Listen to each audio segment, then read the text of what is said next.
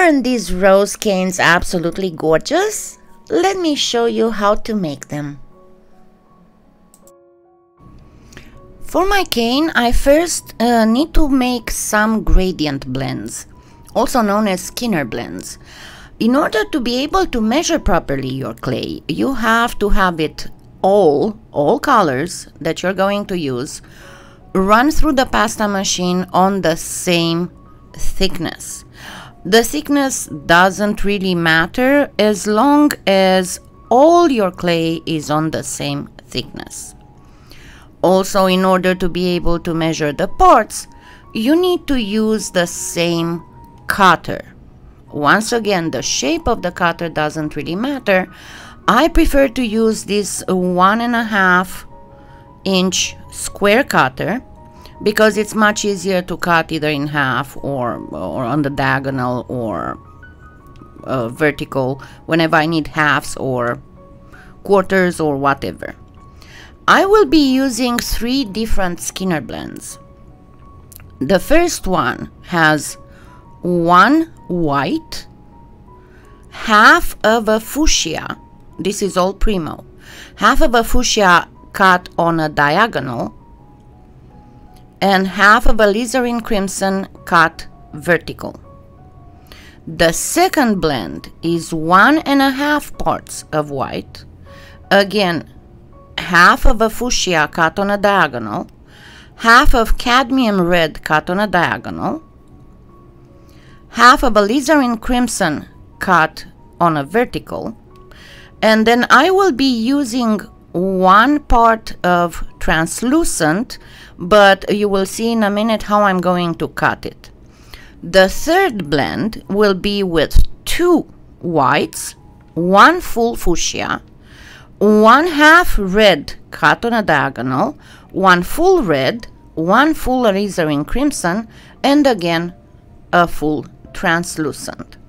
The way that I'm going to arrange these clays to form the blend that I need is, and why am I using 3? Because I'm going to have 3 sizes of petals, the petals that are right in the middle, that are very small, the ones that are a little bit in the middle of the flower that are a little bit bigger, and then the side petals, the outer petals that are bigger than all of them. For the ones in the middle, I want some white, but not a lot of it, to be left on the side. So, and then on the other side, I'm going to need my alizarin crimson to create a good contrast. And then I'm going to use my fuchsia. As you can see, it's like 2/3 of it with the smaller part of the triangle on the white and 1/3 of it with the larger part of the triangle on the alizarin crimson. For the second blend, I'm going to first put the whites together like this.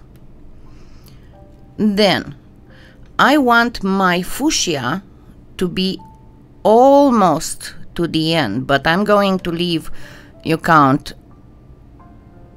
3/3 of your first full, and then you bring the smaller part of the triangle to cover 2/3 here. Then you do the same thing with the white, with the red, with the cadmium red.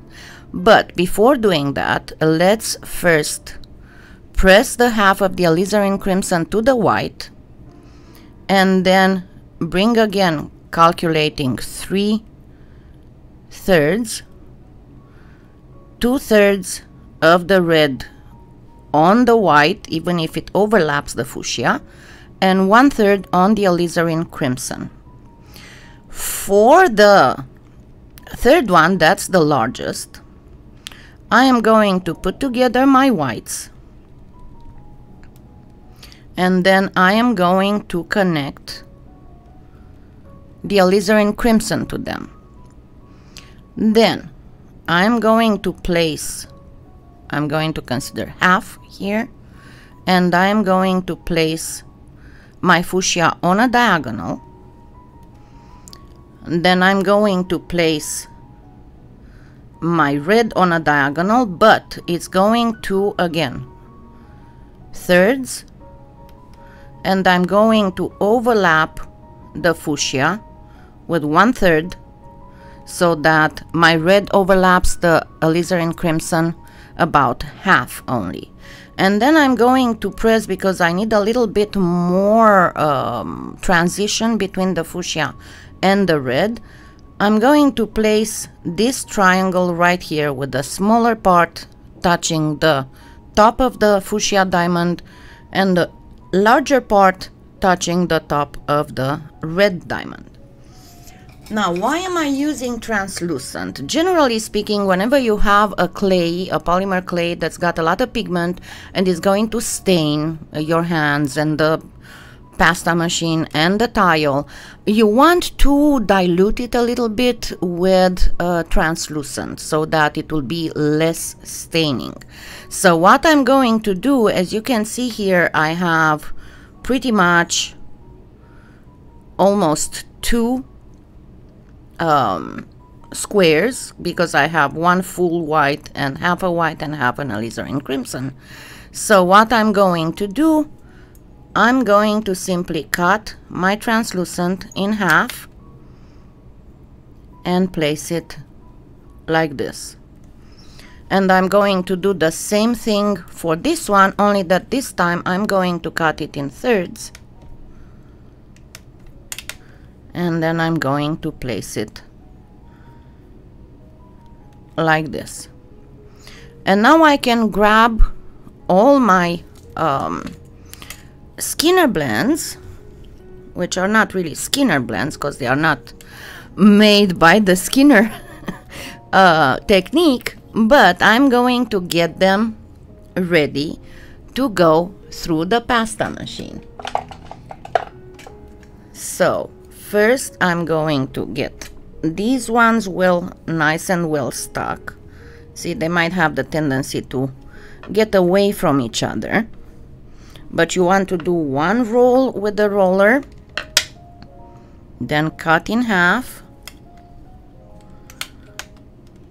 flatten, and then roll again a little bit. For the second one, the same thing pretty much.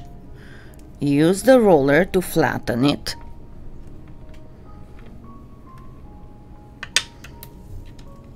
Cut in half. Make sure that you have these where they belong, because again, they will have the tendency to separate. Cut in half, stack, and use the roller again. This one is ready to go through the pasta machine as well. Then for the third one, I'm going to do pretty much the same thing.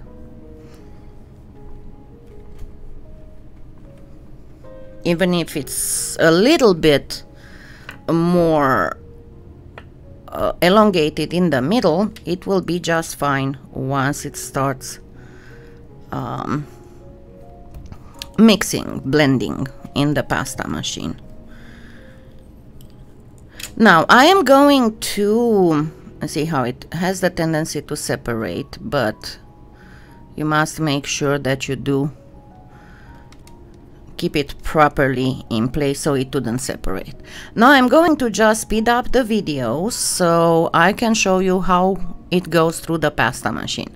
What you have to keep in mind is that the bigger the difference in lightness of the colors, the longer and the more passes through the pasta machine you'll have to do.